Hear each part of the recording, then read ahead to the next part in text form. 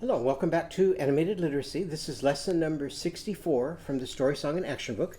In this lesson, in a few moments, we're going to be talking about a character named Ike and how he spells his long I sound with all of these different spelling patterns.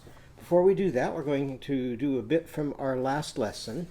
In our last lesson, we were practicing the sound for Winky Walrus, and so we drew a number of different pictures that have Winky Walrus's sound in them. So then after the lesson, I did what I'm suggesting that you do. I went back and I practiced drawing those again, and then I started adding some words to them. So here we labeled a walrus, and then I used an adjective to describe the walrus. So this is a whiskered walrus, because what does he have? He has whiskers. And the whiskered walrus waddles. So there's three words that have his sound in them. That's hard to say. Whiskered walrus waddles. So try saying that as fast as you can 3 times. Then we drew a wall, and here I called this wall a strong wall. And what does a wall do? If it's strong, it stands. If it's not strong, it may fall over instead. And we drew a picture of a wishing well, and I labeled my wishing well a deep well. And the water in the well, if you look at it when the light is shining just right, it shimmers.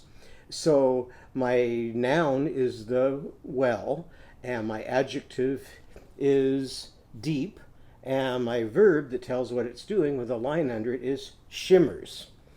Then I drew a picture of a windmill together, and my windmill is an old windmill, and because it's old, when it's going around, it squeaks. So I've got old windmill squeaks. And then we drew a picture of a web, and I labeled my web a silky web, because the threads on a spider's web can be very silky. And if your web is out like they are, and when we went out to our car this morning, and there was a web by the rearview mirror, and the wind was blowing, and so it shakes as the wind is blowing it. Then I added a couple of things from our story that we didn't draw yesterday. I drew a wiggly worm, and I labeled him a plump worm that, let's see, what did my worm do? That slithers, because he crawls along the ground. And then I went ahead and added a spider, even though that doesn't have winky sound, but it goes with the spider well, and with the spider web. And I have my hungry spider climbs. And if you've ever watched spiders, they're really good at climbing. So where did I get all these adjectives and verbs? I have a hard time when I'm looking at my page thinking of really great, interesting adjectives and verbs to write. So that's why I've talked about making lists from books that I read. So some of the adjectives and verbs that are on that page came from this book by Brian Cleary that's called Straight and Curvy, Meek and Nervy. And that I got deep from that, and I got wet, I got strong by reading that book. And then down at the bottom are some verbs, and so you can get verbs from there as well. So the more of these charts that you have, the better you're going to be able to do your labeling, because you'll have more interesting words to use. This is another one I used on Winky Walrus's page, and it's called Alphabet by Matthew Van Fleet. And it has all of these adjectives and all of these verbs. So I got some from there. Then we shared this one before. This is a Skybrary book, so you can find it on Skybrary, and it's called Bark Park. And I got some of my words from this book as well. So I don't always just use one book to get adjectives and verbs. I can use many. And I've talked about before, if you make a drawing book like this, and you can put on the cover a picture with all of the different labels, and so here's my pup, and I added some adjectives and drew arrows to the nouns and the adjectives, and then I added some verbs and drew lines underneath them, because lines help move us from place to place, and verbs help move us from place to place. So in the front of the book are pages from the Draw to Read and Write book that tell how to draw about 150 different things. Then in the back of the book, I put all of these charts like I've been showing you. So after I have drawn a picture, and I've labeled the nouns in the picture by labeling the picture and then labeling the parts of the picture. Then I can open it up to pages that have charts of adjectives, and I can look on there and find some interesting adjectives that fit for the drawing that I did. And then I can turn to some pages that have lots of verbs, and I can do those. Now, a lot of my kids end up just liking to pick up a book and practice reading it. And the neat thing about that is, when you're reading from a storybook, it doesn't sound real good if you read real slow and you have to stop and take time to figure out a word. And it's fine to do it that way. But when our daughter was little, she wouldn't read books to us until she could read it fairly fast, so that she had a lot of expression and it sounded interesting. But she would go in her bedroom and she would set up her stuffed animals and she would read all kinds of books to them, because she was okay making mistakes and stopping after words, as long as it was stuffed animals she was reading to. But she wouldn't read to her mom and dad until she could read fast. Now, not everybody's like that. Some are okay stopping, and that's perfectly fine. But she could practice with her lists of nouns, and she had a toy box of all of these different objects, and she could read and write all of their names, and she could read words to describe them, and she could read words to tell what they could do. And that didn't take being able to read fast. But by doing that and practicing over and over and over again, she got faster and faster and faster, until one day we're in the car and she says to me, "Daddy, can I be your radio?" And that meant, "I want you to turn off the radio and let me read books to you." And from then on, she read books to me like crazy. And she read them just like I did, with lots of expression and lots of interest.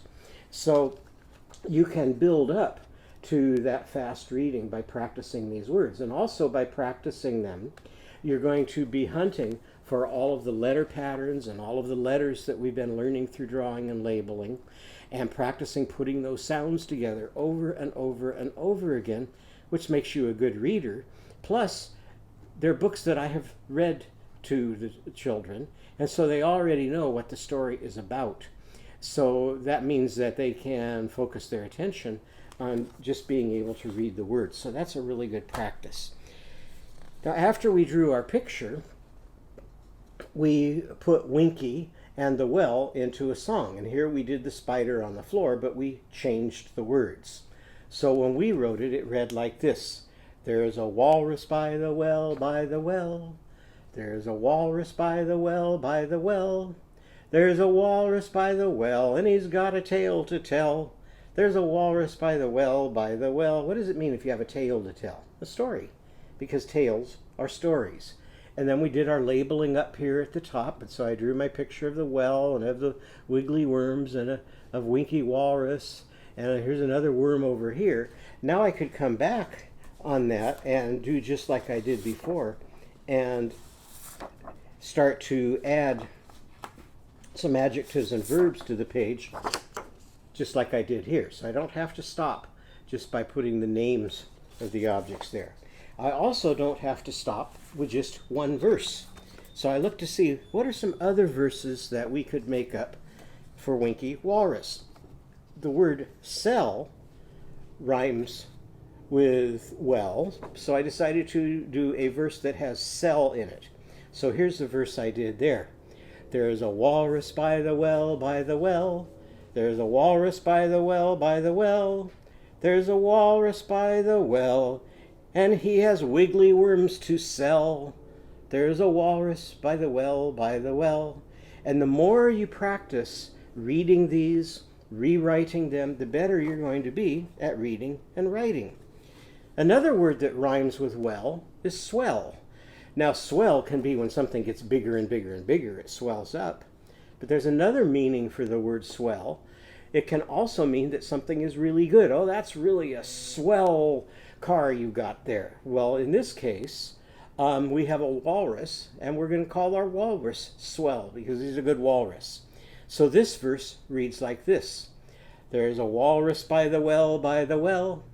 There's a walrus by the well, by the well. There's a walrus by the well, and he's looking really swell. There's a walrus by the well, by the well." Then I decided, I had played the recording of our version of the spider on the floor. And in the last one, it has Betty Botter, and that's based on an old tongue twister about Betty Botter who bought some butter, but the butter Betty Botter bought was bitter. And so it kind of ties your tongue up. So I decided to do a tongue twister for Winky Walrus and put it into the song, The Spider on the Floor. So this one reads like this. There's a walrus by the well, by the well. There's a walrus by the well, by the well. Winky's wishing and he's washing his wet whiskers by the well. There's a walrus by the well, by the well. So the more you practice these, the better you get at writing. And what happened with the children in my classroom is at first, just like I've been doing here, I was making up all of the verses, but they got to watch me make up verses and sing them with me and read them with me. And pretty soon, my kids didn't want to write the verses that I made up anymore, and they were making up great verses all by themselves. And that's where a lot of creativity and writing comes into play. So keep coming back to those songs and writing them over and over and over again. And the more you do that, the more creative and the more interesting your verses become. So we're going to start into Ike's story today. So to begin with, tell you a little bit about Ike.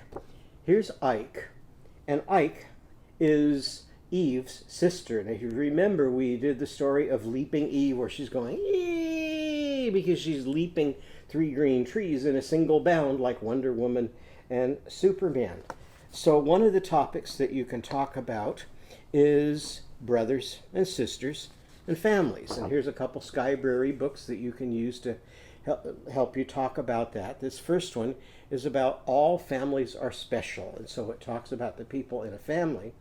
And this one tells about somebody who gets a new sister and is not very happy about that new sister because they're used to getting all the attention. Now the sister's getting the attention. So you can read that book to find out how that story ends up. Another topic is bikes. And this is called New Red Bike. And I can remember when I was little, I just couldn't wait to get a 2-wheeled bicycle. And finally, somebody around the corner, because I was kind of the youngest one in the neighborhood, donated a bike to me. And it was pretty beat up. It was hanging in the rafters of the garage. But I thought that was the best thing in the world. And before I could ride it, I pushed it all around the backyard and gradually got to where I could get up on the bike and ride. This is another Skybrary book that's called Bikes and Boards for Surfboards. So you can learn more about bikes there. This one is a fun story called I Can Ride a Bike by Sheila Frazier. And this is about a little girl who has a tricycle at the beginning of the story, but she really wants to have a bike. Well, she finally gets a bike for her 6th birthday, but she can't ride it. And it talks about all the trouble she went through and all the things she had to do to eventually learn how to ride that bike. Here's a really fun story called Andrew and the Wild Bikes. And in this story, Andrew wants a bike, but his family can't afford to buy him a bike. But one night he discovers that there's tracks of bikes, and he finds out there's a herd of bikes, and you may have heard about herds of horses. Well, in this, the bikes are alive and they travel in herds. Well, Andrew makes friends with one of the bikes from that herd and ends up being able to ride that bike and eventually gets to keep that wild bike. And here's another picture of all of those wild bikes that roamed around in herds. So that's a fun story about bikes. So here's a picture of Ike when he was 4 years old. And here he is on his trike. Now, why is it called a trike? Because a trike has 3 wheels. But Ike liked riding his trike, but what he really wanted was a bike.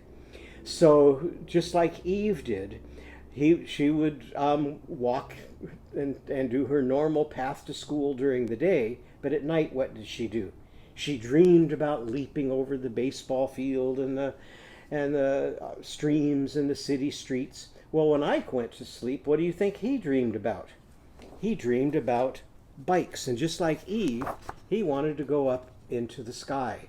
So at night, he would pretend like he could get on his bike and he would have dreams about touring in the sky all around. And his favorite story when he was growing up was E.T. And E.T. stands for extraterrestrial, which are aliens who come from outer space. And so the movie E.T. is about an extraterrestrial, and that's, as I said, Ike's favorite movie. So he pretends like he can ride his bike up into the sky and look for E.T. while he's riding his bike. So the next morning after his bike ride, he gets up and just like Eve, he checks to see if he can really ride.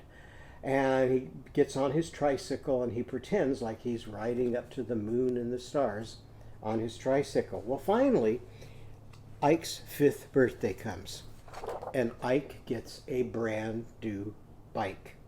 And he gets on that bike and he rides, and that night he has a dream of riding his brand new bike up into the sky.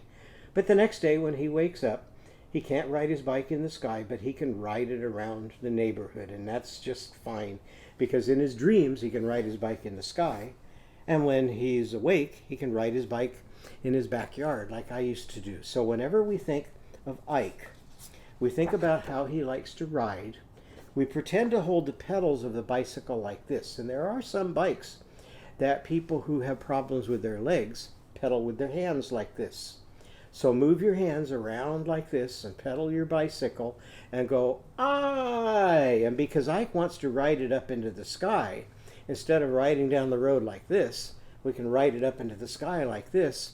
And just like with Eve, we can make that I sound squeak. So go, "I,"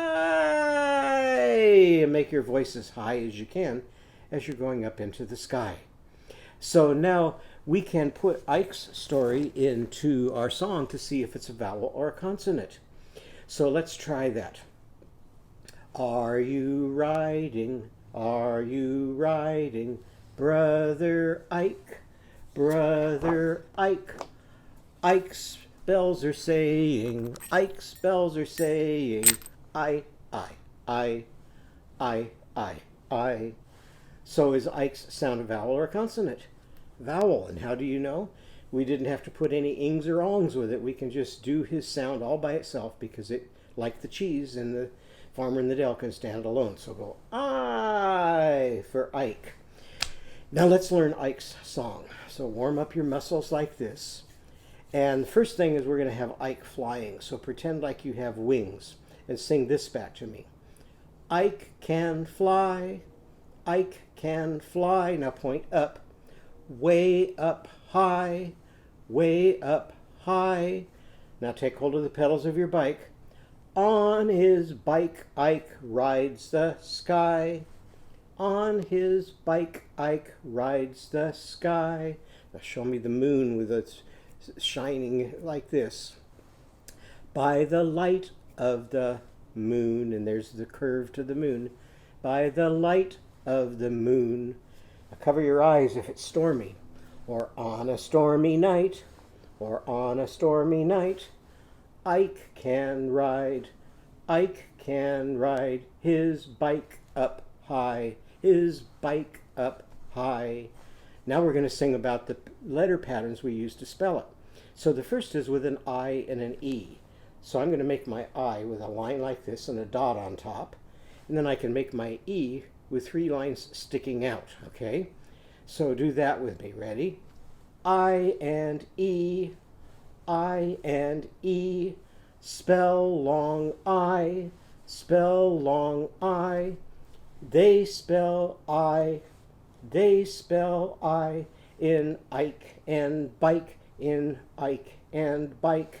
Now you can make a Y like this because at the end of a word, sometimes Y says E, but sometimes it says I.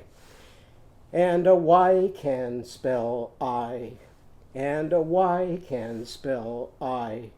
At the end of fly, at the end of fly.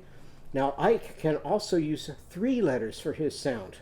So we're going to do I, so here's my I, G, and I can make like this and stick my line through it, G, and H with 2 lines sticking down and a line in the middle. I-G-H spells I in high. Spells I in high. Okay, so now let's switch over and let me get the page here for Ike's bike ride. And this time we'll sing it along with our recording, and I'll point to the words and I want you to do the gestures for the sounds just like we were doing, okay? So get your muscles all warmed up for Ike. And here's Ike's song. Ready?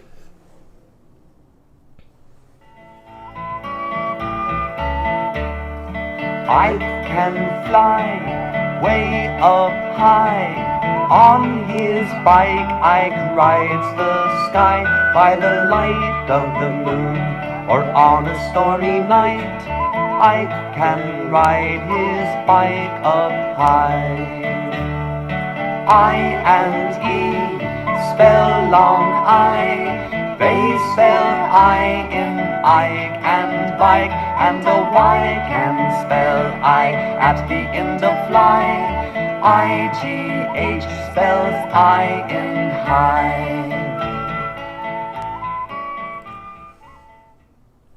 So when we do our drawing in our next lesson, we'll sing some of the parts of that song to practice the letter patterns that we use to spell Ike. So now when you get your page for Ike, I want you to do your tracing and then turn it over on the back and draw a picture or write something about your life that is kind of like Ike's life. So maybe you want to write about a brother or a sister because Ike has a sister named Eve. And maybe you want to write about a bicycle or a tricycle, or if you write about a bicycle, maybe you can write about where you would like to go on a bike. Or maybe you like extraterrestrials like Ike did, and so you could write about what you know about extraterrestrials, or what you think you might know, or what it would be like if you were to meet somebody from outer space. So I hope you enjoyed the story of Ike and his bike ride. And in our next lesson, we're going to again be practicing drawing and labeling some things that will use Ike's sound and his letter patterns. So I hope to see you then.